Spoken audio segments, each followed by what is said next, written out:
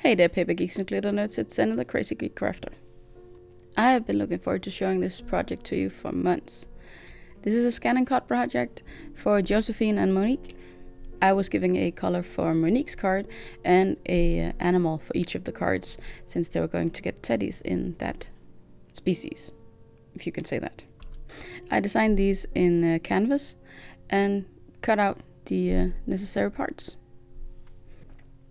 But first I have to make the card base, since this is not a standard card for me. It's a 15 by 15 centimeters. I like these cards for big occasions because they are quite the statement, and there's something different because they're square.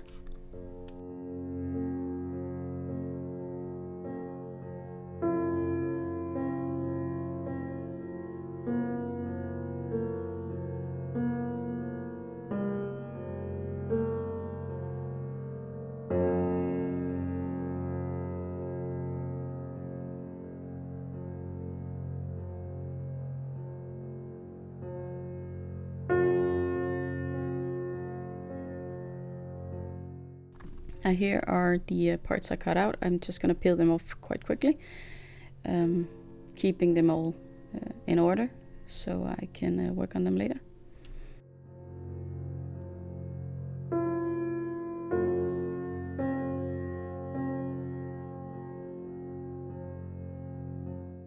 The first step is to glue all the letters on top of each other to form the words welcome Josephine and welcome Monique. I made 3 of each. I like that height for sentiments.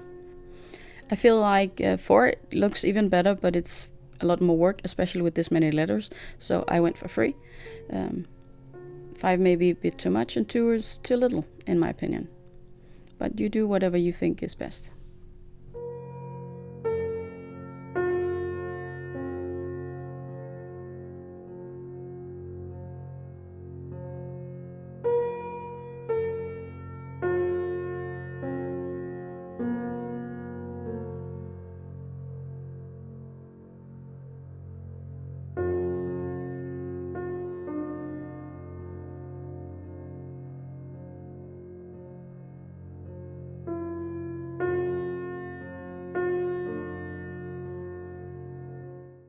For this project I went to my local craft store and picked up the purple and the turquoise colors, and I picked up this, it's not quite gold and it's not silver, but this glitter color for the moon and the stars. And I found one that I believe fits with both of these, which was convenient, that's the word. I only want the moon and the stars to be filled in, not the hearts, so I have to do a bit of cutting to make that fit. Trying to mark it out by hand, but it's kind of hard to see on the glitter. But it is a gorgeous color. I do like it. I have a tiny bit left over, so I can't wait to use that. Probably for something Christmassy.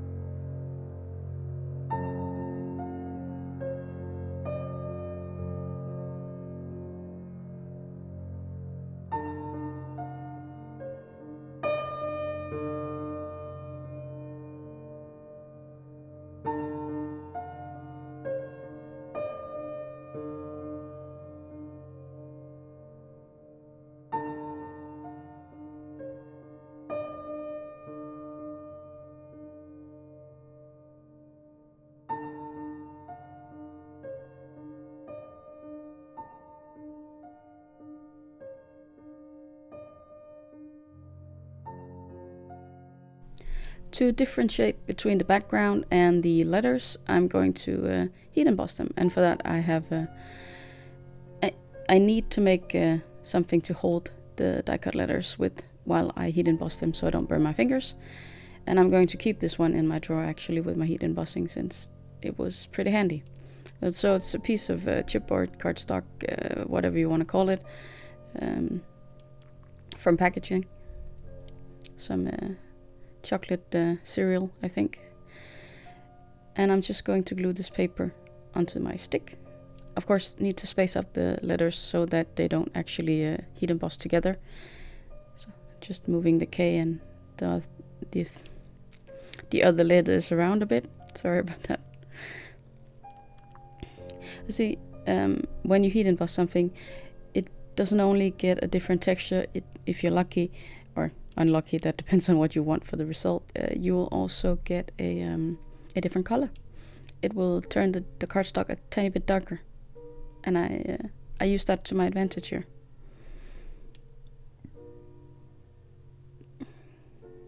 I have a spoon for all my one for every container I have with embossing powders, and I'm just writing on this one since you won't actually be able to see that I heat embossed on the end there.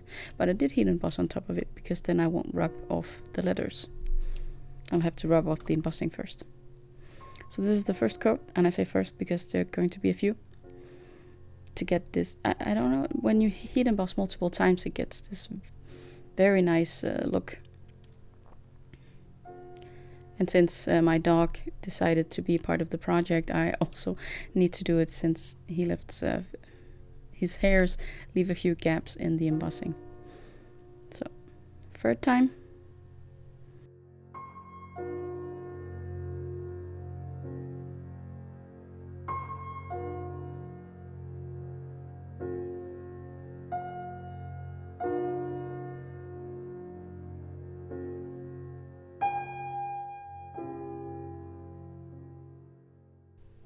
And fourth.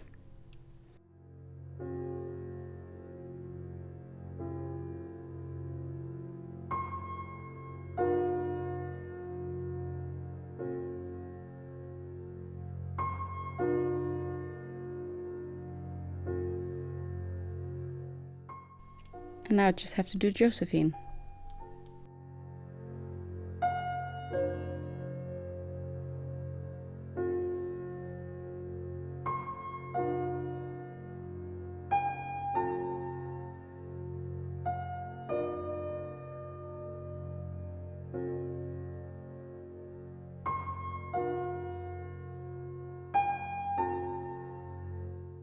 Here when you see the back panel and the heat embossed sentiment next to each other, you can really see the difference in color.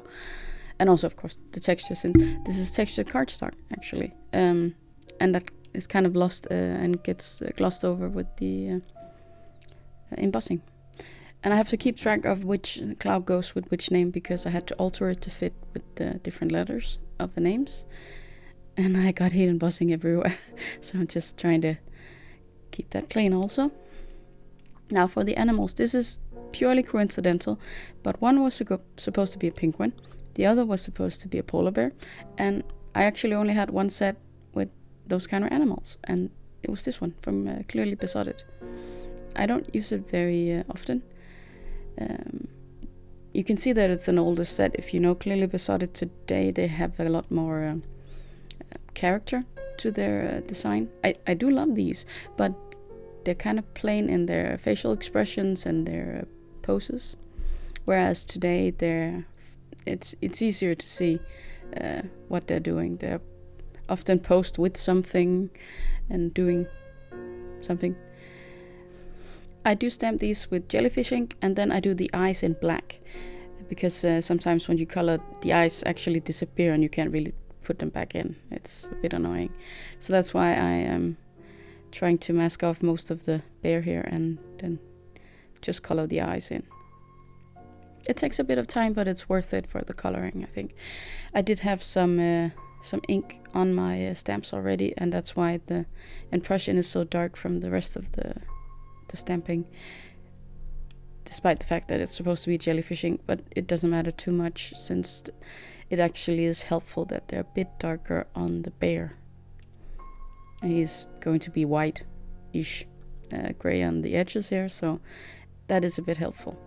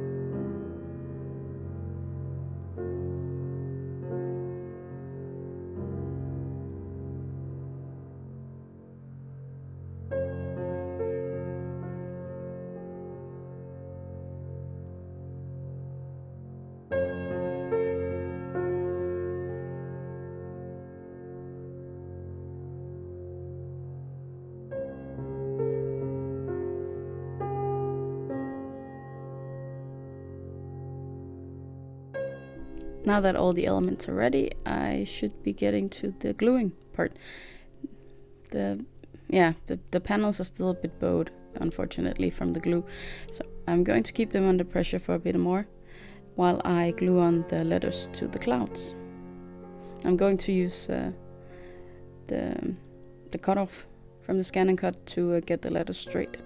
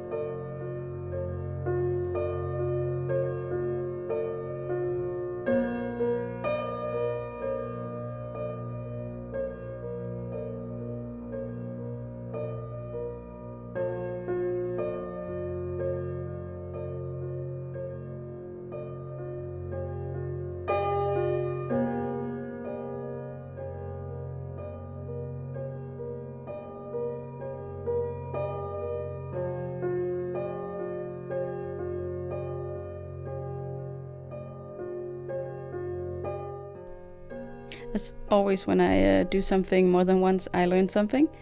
And I learned to peel off all the tiny parts that can get stuck in between the letters, and in the E's and the S's, and the K is going to get a bit of a clipping. The dot for the I had a tendency to be a bit stuck on Monique, so I'm saving it here.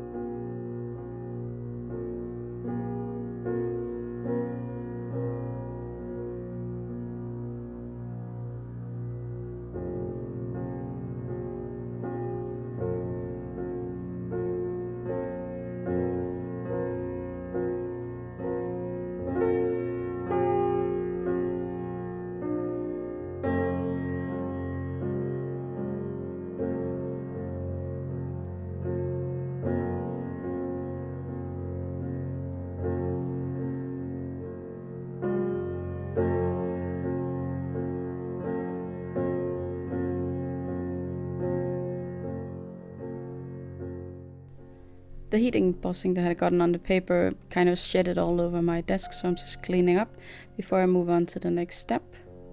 I love this roller. It really is very helpful with glitter and embossing powders and other kind of tiny things that you can feel but not really see. I had a glue boo-boo on one of the panels. I think it was the turquoise one, so I decided to punch out some stars. I don't remember where I got this punch. I think maybe Lidl. Maybe. But I'm just going to make 3 for each card out of these scraps.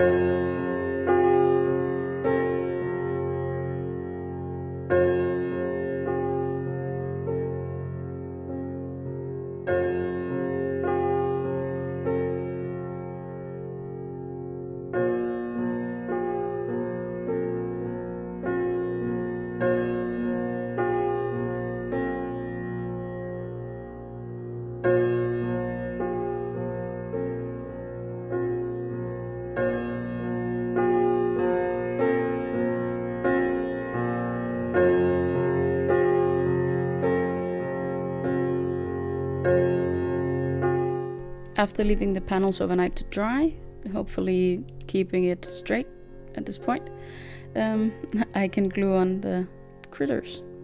And I just have to even out the distance to the background so that the little penguin doesn't get a crack in his head.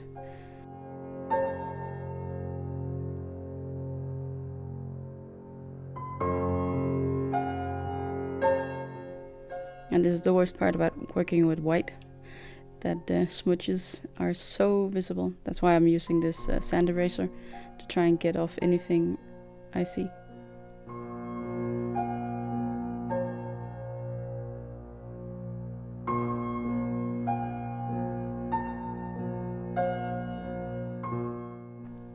Once again, leaving them under some weight to keep them straight while they dry the last part. And this was the cards for this week. I hope you enjoyed them and that you'll be back next week for another tutorial. Until then, I hope you'll be having a good day, evening, or night.